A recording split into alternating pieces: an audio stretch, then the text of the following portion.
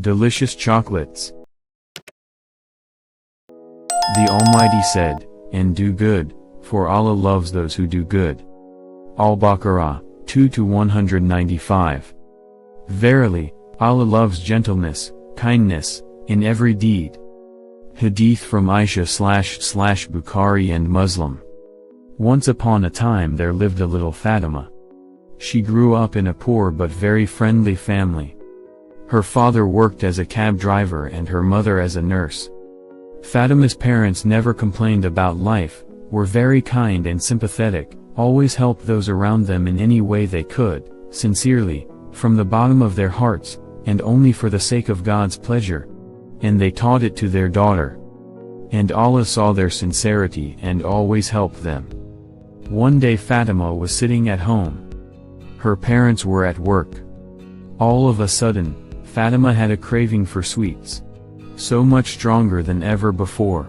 Out of habit, the girl folded her hands in front of her and read dua to Allah.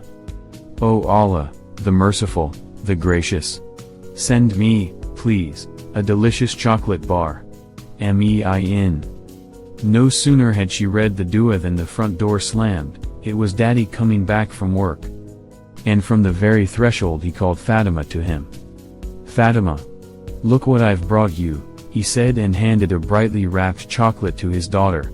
And then he added, "And go outside, Amina is calling you. Just don't stay long." Fatima couldn't believe her eyes.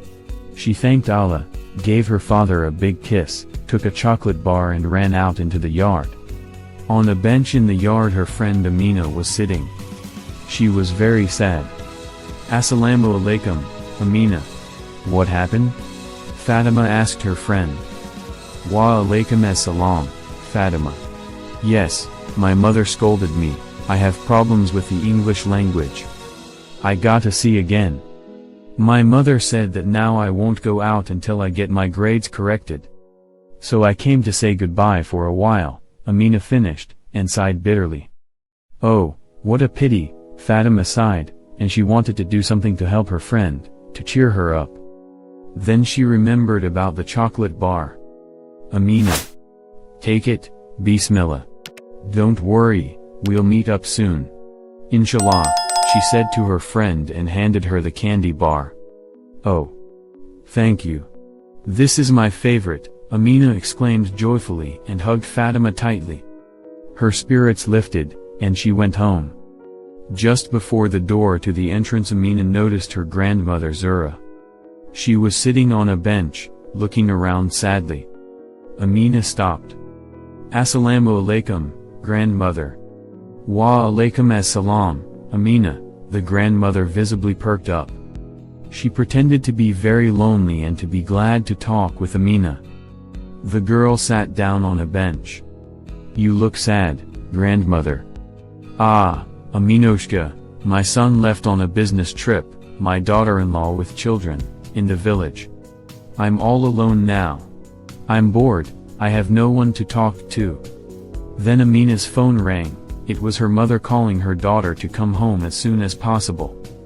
And Amina felt sorry for her grandmother. She wanted to at least somehow brighten up her loneliness. And then she remembered the chocolate bar. "Here, take it, Bismillah," she said to her grandmother. "Come home, have some tea, and you will immediately feel better." "Oh. Thank you, Aminoshka," said the grandmother and carefully took a chocolate bar. She was very touched by the girl's care. And her soul immediately felt warmer. Grandma Zuhra went home.